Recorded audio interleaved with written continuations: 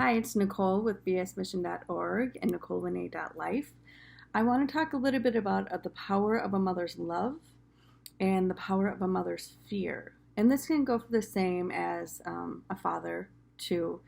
But I know women can sometimes be more emotional in their emotional field. So worry is can come up a lot for your children because you really want what's best for them.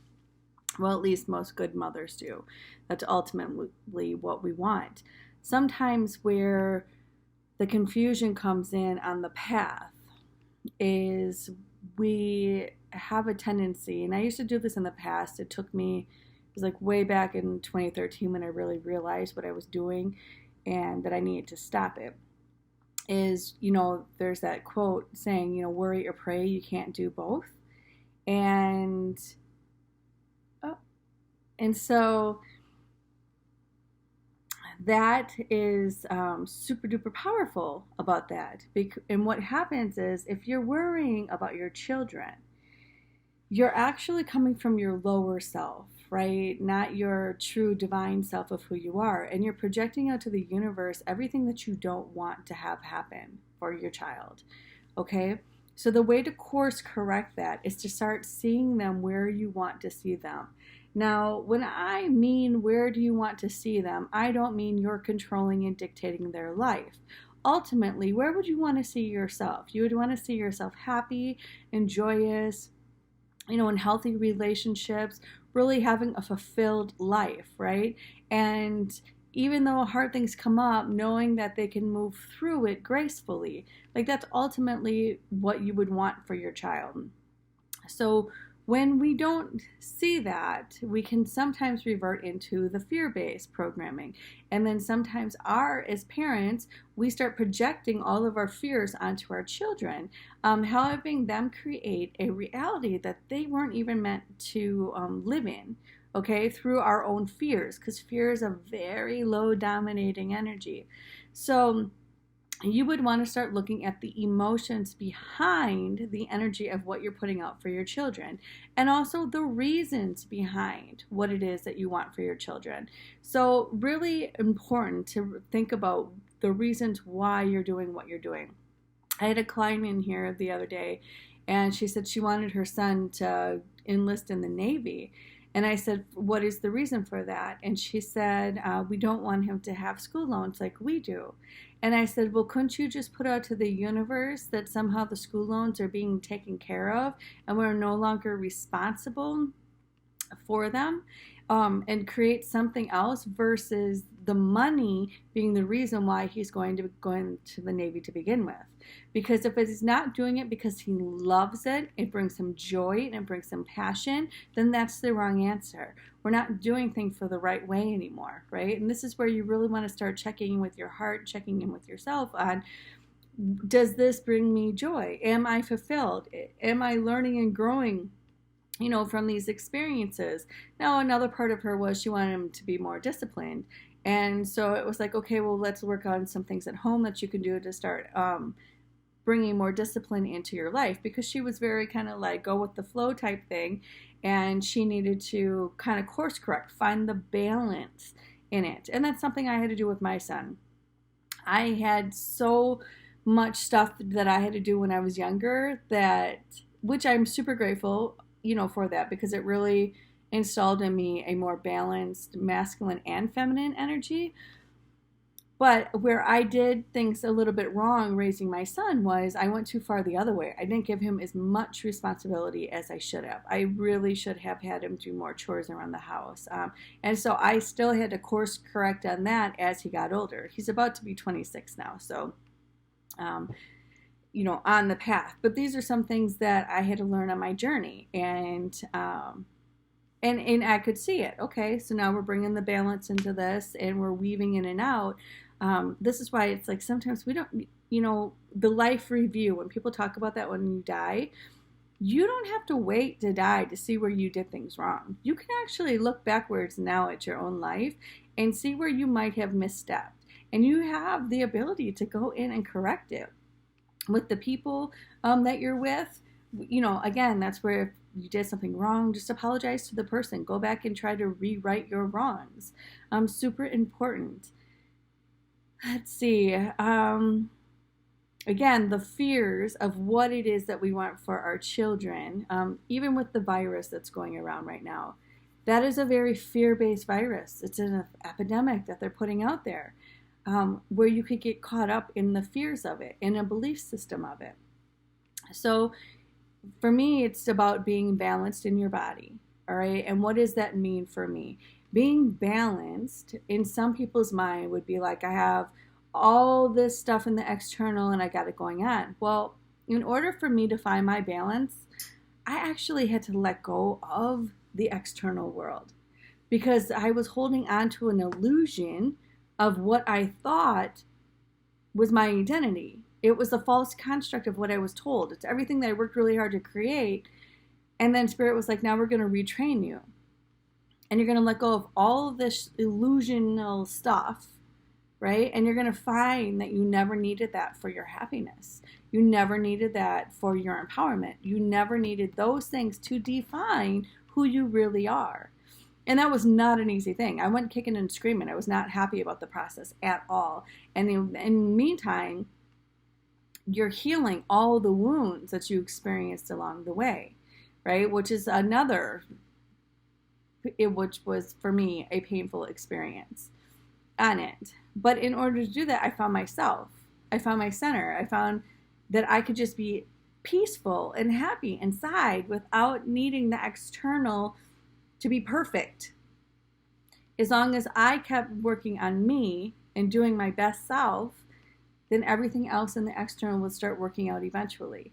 So if you watched the video that was last Friday, and I came up ahead with my son, where at a point where it was like he vented, and then when the solution came in, he didn't want to hear anything about it. Now he came back on Monday and we sat down and he apologized and we talked about it, which I love that about him. I love it. I love it that he acknowledges, where he was wrong, and I do the same thing with him. It's a nice give and take that we both do with each other.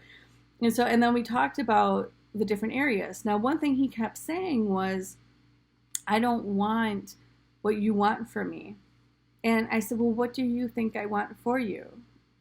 And it was like he thought that I wanted for him to be in this perfect particular way, but that wasn't true. It's something that he was telling himself. What I want is for him to be his authentic self and to succeed as the man that I know that he is inside there, to be that confident, successful man who's growing and learning and doing things that feels right to him, that is benefiting everyone around him, right? And it's benefiting every person that it touches in a beautiful way, even if it's not my way of doing it, right? But he is living authentically true to him and what feels right to him. And that's what makes it right for him on the journey. Now, I don't do things like him. In fact, if you looked into anything like the gene keys and all that stuff, him and I are a bit different. I'm a generator and he's a projector, right? So how we operate is a bit different in this world. And that, again, it's beautiful, because if we were all the same, we'd be so bored anyways, right? So this is really defining your uniqueness and being okay in that space, regardless if somebody is giving you, an approval or not. Because you gave yourself the approval to be that person. You gave yourself the approval to step into who you really are. You said, I no longer wish to carry all this baggage that I'm carrying, right? Or the stuff that, like for me, I projected things onto my son and I had to go back and be like, oh gosh, sorry about that, right? But he also had his own things that were coming up. So once I kind of, had him realize that nothing brings me more joy and satisfaction than seeing him succeed and happy in his life, right? He could stop telling the story of what I want isn't what he wants for himself. And that's where we were getting stuck on the path. He kept trying to resist what it is that I wanted for him when it was just to succeed in your life in a happy and fulfilling way. That's going to benefit, because I have grandkids by him too.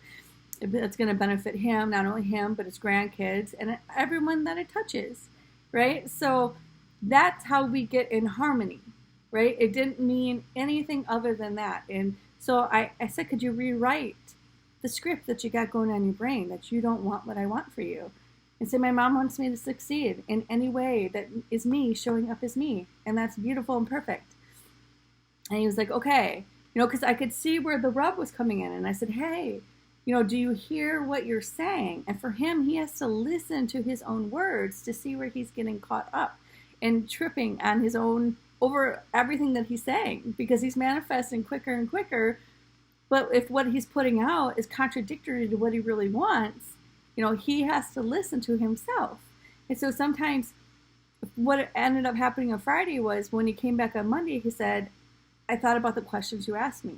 And that allowed him to self-reflect, right? Versus me telling him, I just was asking him questions. And he went in and said, let me sit on these questions, right? And then he figured it out for himself, which is what I like anyways, because you don't need somebody to constantly tell you what to do. Sometimes it's helpful if you're really in a confusing space, but other times it's really, you have the answers inside you. You really do. It's somebody who's helping you get clear on what are the questions that are going to unlock the things that are hidden within inside you, so you can expand into your beautiful, beautiful divine being that you are, right? And you let everything else go and get out of your way. And the universe says, hey, it's infinite. You can go down all these different paths that you want to go down. It doesn't mean one is right or wrong, but some might be a bit easier than others. Okay, so another example is when I was talking to two beautiful, beautiful souls, it became really clear to me on what happens in relationships, okay? And I could kind of see that this couple might not be like, this is the one, okay? And sometimes we come in here and we have contracts that we've made with each other. And our contracts were, if we decide to do this, this is going to be what comes out of this, and this is where it's going to go, etc. Okay? Now, it doesn't mean you actually have to choose that path. But once you commit to the path, you have to ride it out for as long as it's going to go. Okay? So that's really important for people to understand. And it doesn't have to even be relationships, right? It could be working, going in business with someone. Just anything else that you're setting up. If you're not listening to the first red flags that you're seeing and you decide, I'm going to do it anyways, then ride it out. You have no choice but to ride it out, because you're riding the wave of the choice that you made. All right? Like, that's such a humongous call out for people.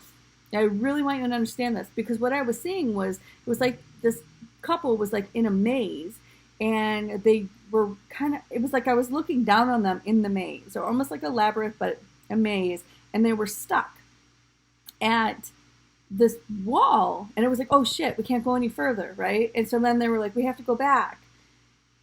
And the reason they couldn't go further together on that way, right, or one person was going to get hurt if they kept going further on that path and on that door, is because they weren't meant to go through those doors together. Like, one person could have got through totally fine, right? But the other person wasn't actually meant to be there. So it was like, hey, turn around and go back to the beginning. Now, before you make that full commitment, understand, like for this particular couple, they had a 15-year cycle. And to some people, that might be great. But if you knew at the end of the 15-year cycle that maybe that's when you would die, that's when you would end, would you? But you knew that if you chose a different cycle and a different path, you could have a long-lasting life and fulfilling life and do everything that you came here to do. Would you choose that door instead? Because that's exactly what I was seeing is, hey, pay attention to your addictions, right? I want what I want. I know it's not good for me, but I want it anyways. That is where the flesh is weak, right? Like, really start listening and looking at this. And we'll look at your patterns. Are you doing things out of animalistic reasons? Are you doing things bypassing what you know might not be very good for you? Because if that is the case, then I really am asking people to kind of backtrack a little bit. Is this right? Let me double check with myself first. Did I see a red flag? Am I ignoring it and doing it anyways? Your self-worth is extremely important here. Your life energy is extremely important here. Okay? And how is your energy moving? Is it moving in harmony with the divine and the beauty and love and compassion and understanding and all that is great in this world? Or is it moving in another direction of addiction and hardship and struggle and everything that you don't really want?